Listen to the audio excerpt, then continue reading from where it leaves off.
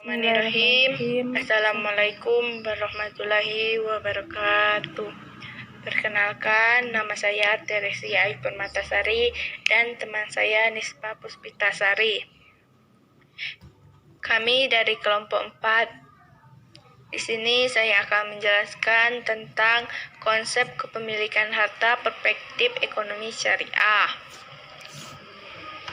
Harta merupakan segala sesuatu yang dimanfaatkan secara legal menurut hukum Islam dan urat nadin kegiatan ekonomi. Menurut Islam, harta pada hakikatnya adalah hak milik Allah.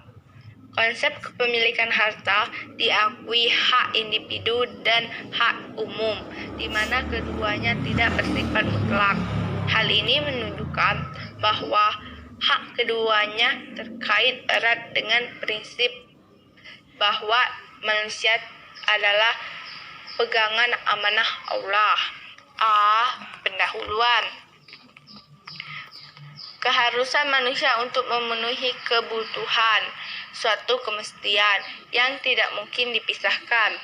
Bekerja, salah satu bentuk sebab pokok yang memungkinkan manusia untuk memilih harta. Allah telah melapangkan bumi serta segala isinya dimanfaatkan manusia untuk harta dan mencari rezeki. B. Kajian teoritik. 1. Pengertian harta. Harta sesuatu yang dibutuhkan dan diperoleh manusia, baik berupa benda yang tampak maupun yang tidak tampak. Sedangkan harta menurut ulama yang nafiyah, segala sesuatu naluri manusia cenderung kepadanya dan dapat disampaikan batas waktu yang diperlukan. 2. Kedudukan harta. Al-Quran. Kedudukan harta itu antara lain: 1. Harta sebagai hiasan dunia. Dalam firman Allah Subhanahu wa Ta'ala, harta dan anak-anak adalah perhiasan hidup dunia, tetapi amal-amal yang kelak lagi soleh adalah baik pahalanya di sisimu serta lebih baik untuk menjadikan harapan. Ditulis di surat Al-Kafir ayat 18. 2. Harta sebagai amanat. Menurut Ahmad Imam Syafi'i, bahwa kedudukan harta pada manusia adalah ada 3 keyakinan. 1. Harta sebagai fitnah. 2. Harta sebagai perhiasan hidup. 3. Harta untuk memenuhi kebutuhan dan mencapai kesenangan. Itulah pencapaian dari saya.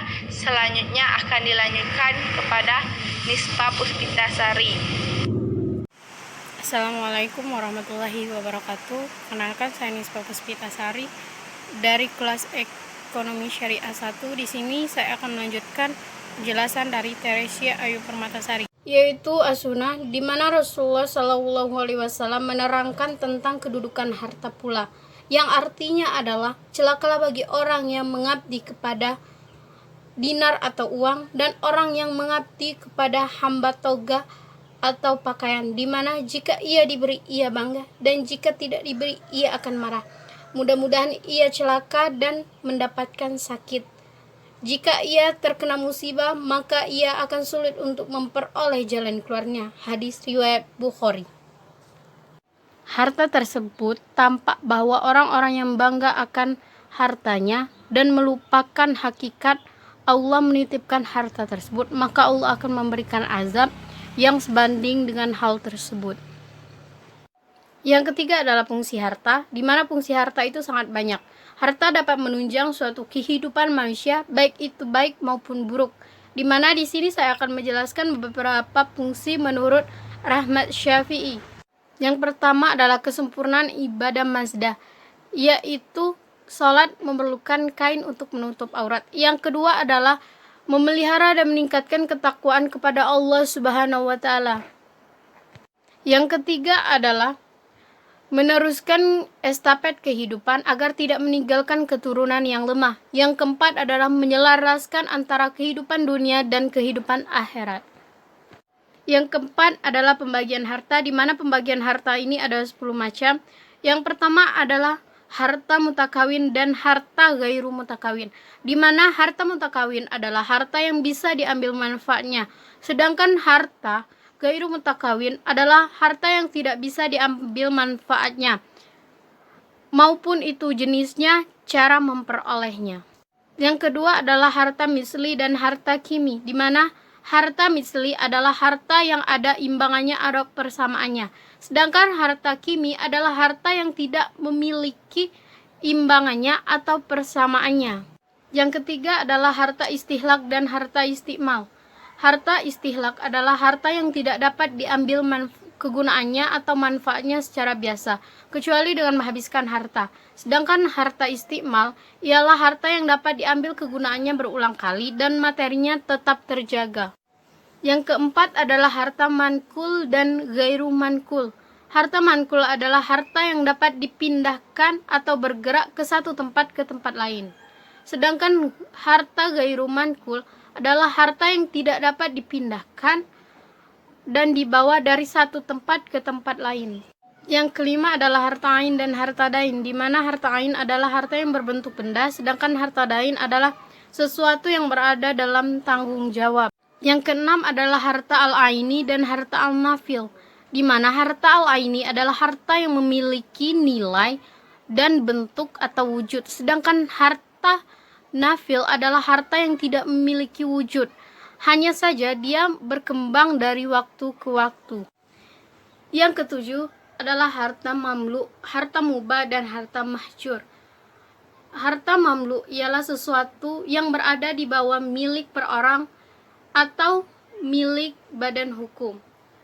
Harta mubah ialah sesuatu yang bukan milik seseorang, sedangkan harta mahjur ialah sesuatu yang tidak boleh dimiliki sendiri dan harus diberikan kepada orang lain.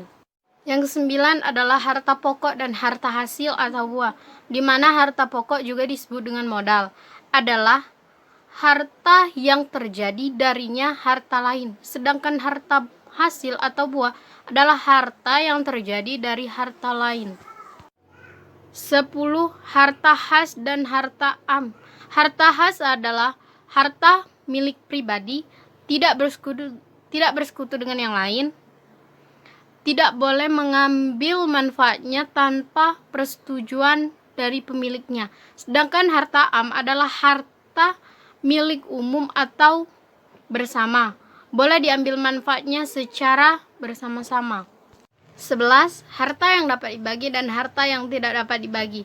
Harta yang dapat dibagi ialah harta yang tidak menimbulkan kerugian atau kerusakan apabila hartanya dibagi-bagi.